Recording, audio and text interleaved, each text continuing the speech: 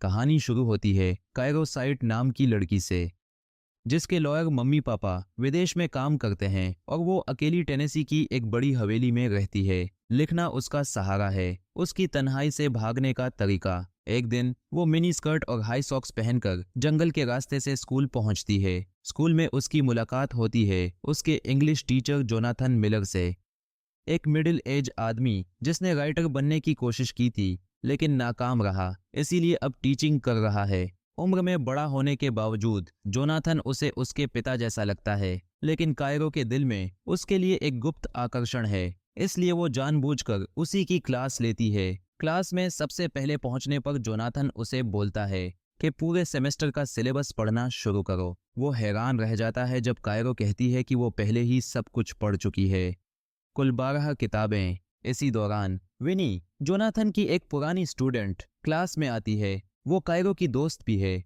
दोनों साथ लंच के लिए निकल जाती हैं। उनके जाने के बाद जोनाथन जिज्ञासावश कायरो की डेस्क पर रखी किताबें देखने लगता है। तभी उसका दोस्त बोरिस वहां आता है, किताब उठा लेता है और उसमें मौजूद रोमांटिक कंटेंट पढ़कर मजाक उड़ाने लगता है। जोनाथन रोकने की कोशिश करता है लेकिन बोरिस हंसते हुए पढ़ता रहता है। उसे पता चलता है कि कायरो के पास जोनाथन की लिखी किताब भी है। ये सुनकर खुद जोनाथन भी चौंक जाता है। घर लौटने पर वो अपनी पत्नी बीट्रिस को लैपटॉप पर काम करते देखता है। वो उससे बात करने की कोशिश करता है लेकिन बीट्रिस काम में इतनी व्यस्त होती है कि ध्यान नहीं देती। जोनाथन उसे फोन करता है और खुशी से बताता है कि उसकी एक स्टूडेंट उसकी किताब खुद से पढ़ रही है। तभी बीट्रिस की सहकर्मी एमी का कॉल आ जाता है और उनकी बात अधूरी रह जाती है। थोड़ी देर बाद जोनाथन बीट्रिस के कान में रोमांटिक बातें फुसफुसाता है। दोनों पास आने ही वाले होते हैं कि एमी फिर से कॉल कर देती है और जोनाथन हैंगिंग रह जाता है। अगले दिन वो सब बोरिस को बताता है कि उसका वीकेंड बहुत बुरा गया। बोरिस हंसते हुए उसे चिढ़ाता है। दोनों बात करते हुए मैदान में चलते हैं जहां से उन्हें कायरो जंगल से निकलते हुए दिखती है। जोनाथन की नजर उस पर अटक जाती है। वो उनके पास आती है, ईयरफोन निकालती है और नमस्ते करती है। बोरिस पूछता है, तुम्हें जंगल से डर नहीं लगता? कायरो मुस्कुराकर कहती है, मैं ही तो वहां की सबसे डरावनी चीज हूँ। ये सुनकर जोनाथन हंस पड़ता है। बाद में लॉकर रूम में विनी जानबूझकर अपनी चीजें गिरा देती है। बोरिस समझ जाता है कि उसने ये ध्यान खींचने के लिए किया है। वो पास आता है और विनी शर्माते हुए उससे बात करने लगती है। कायरो ये सब देखती है और कहती है, तू वाकई में बहुत हिम्मती है। उस रात विनी कायरो के घर आती है। दोनों उसके कमरे में बैठकर बातें करती हैं। कायरो परेशान है। उसे अपने कॉलेज फॉर्म में सबसे बड़ी उपलब्धि का सवाल भरना है, लेकिन उसे कुछ सूझ नहीं रहा। विनी उसे सलाह देने लगती है लेकिन कुछ भी खास नहीं लगता। अचानक विनी कहती है, क्यों ना तू अपने किसी टीचर को पटाने की कोशिश करे और फिर उस पर निबंध लिखे। कायरो हंसकर कहती है, 20 साल का एज गैप है हमारे बीच। लेकिन विनी कहती है, तो क्या हुआ? जोनाथन अच्छे लगते हैं, वो जेंटल हैं, पहली बार के लिए परफेक्ट। वो कायरो को छेड़ते हुए कहती है कि उसने कई बार देखा है। जोनाथन की नजरें उस पर ज्यादा देर ठहर जाती हैं। कायरो शर्म से लाल हो जाती है। दिन बीतते जाते हैं और कायरो का जोनाथन के लिए आकर्षण बढ़ता जाता है। क्लास में वो अक्सर उसे देखती रहती है। उसकी चाहत अब साफ झलकने लगी है। एक दिन जोनाथन उसके पास आकर धीरे से कहता है, क्लास के बाद मेरे ऑफिस में आना।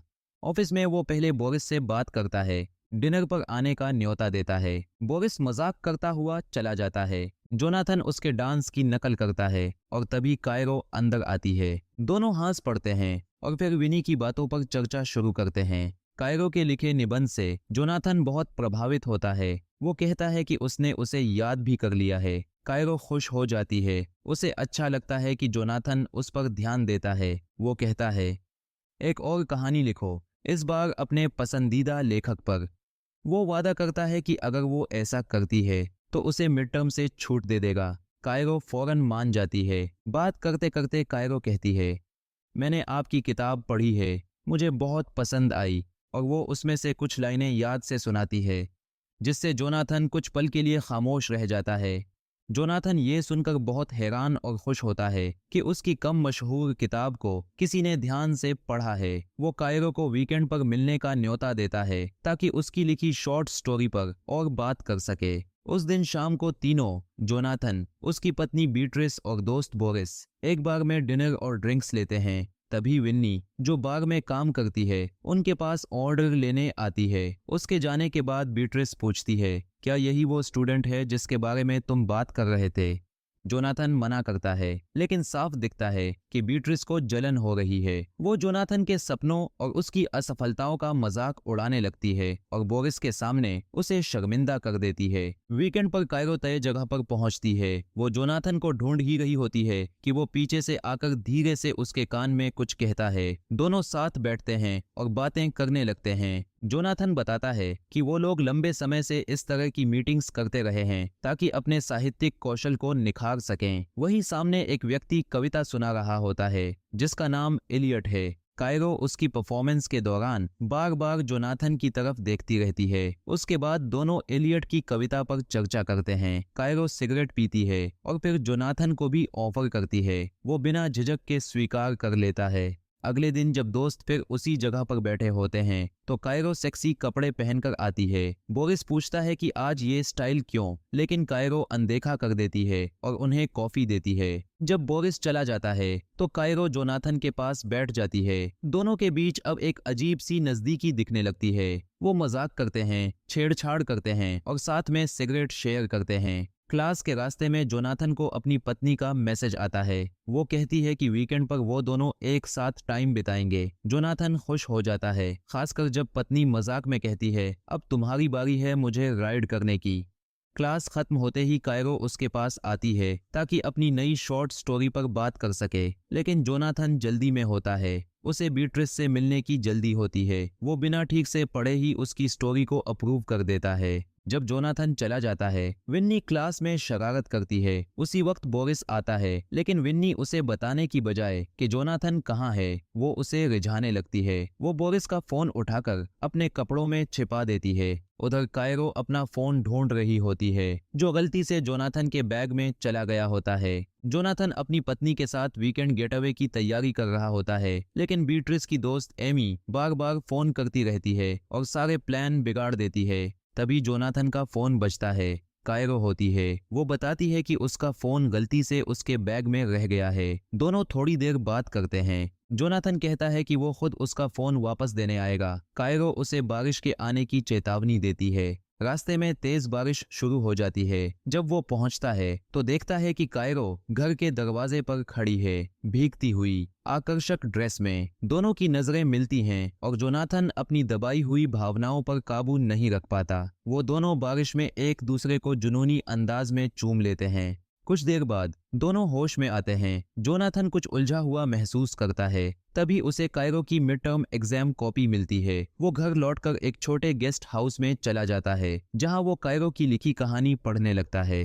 कहानी में स्पष्ट और बोल्ड सीन होते हैं जिससे उसका दिमाग भटक जाता है और वो अपनी कल्पनाओं में खो जाता है। अगले दिन कायरो क्लास में आती है, खूबसूरत कपड़े पहनकर। उम्मीद करती है कि जोनाथन उसे देखकर कुछ कहेगा, लेकिन इस बार उसका व्यवहार बदल चुका होता है। वो कायरो से दूरी बनाता है और नाराज लहजे में कहता है कि उसकी कहानी अनुचित है और उसे ये पसंद नहीं आई। कायरो समझाने की कोशिश करती है कि वो कहानी असल में उनके बारे में थी, लेकिन जोनाथन इसे सख्ती से ठुकरा देता है। वो कहता है कि उनकी रिश्ता सिर्फ टीचर और स्टूडेंट का है। कायरो गुस्से में आ जाती है और कहती है कि वो उसे मिड टर्म में फेल कर दे। टूटी हुई कायरो घर जाती है, विन्नी के साथ पीती है और रोते हुए जोनाथन के साथ हुए विश्वासघात को याद करती है। उधर जोनाथन भी घर पहुंचता है, टूटे मन से शराब पीता है। बीट्रिस ये देखकर उसके पास आती है और पूछती है कि आखिर हुआ क्या है। जोनाथन ने शुरू में बात टाल दी, लेकिन आखिरकार मान लिया कि मामला उसकी एक स्टूडेंट से जुड़ा है। उसने कहा कि उसे उसकी शॉर्ट स्टोरी से निराशा हुई क्योंकि उसमें अनुचित कंटेंट था।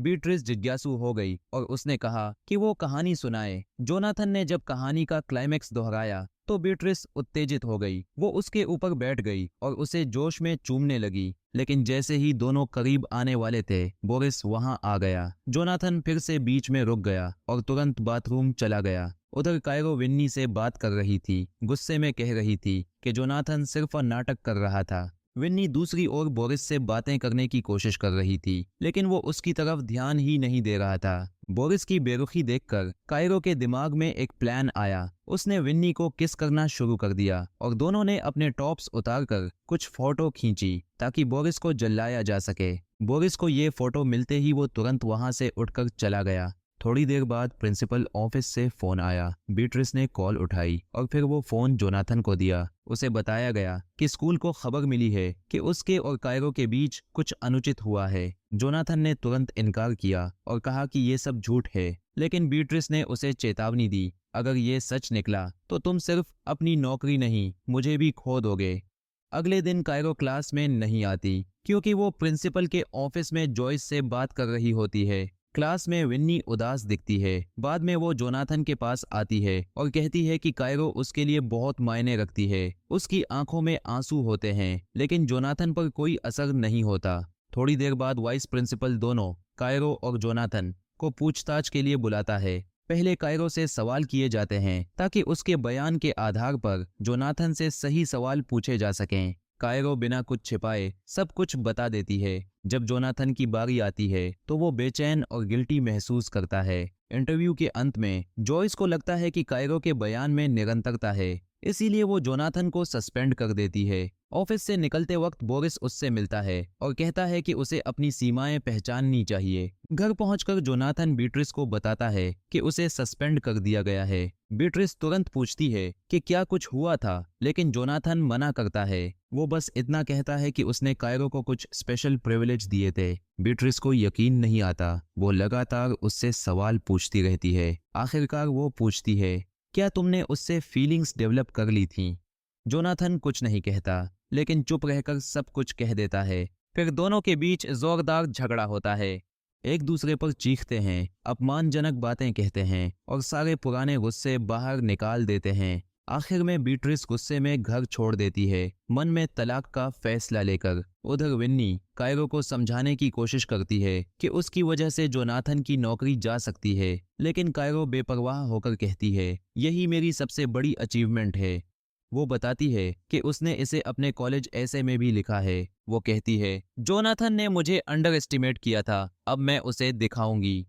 मूवी के आखिर में कायरो का ऐसे दिखाया जाता है जिसमें वो जोनाथन के भविष्य की तस्वीर बनाती है। उसकी टूटती शादी, बर्बाद करियर और खत्म होती जिंदगी की कहानी। जैसे ही वो अपनी कहानी पूरी करती है, फिल्म वहीं समाप्त हो जाती है।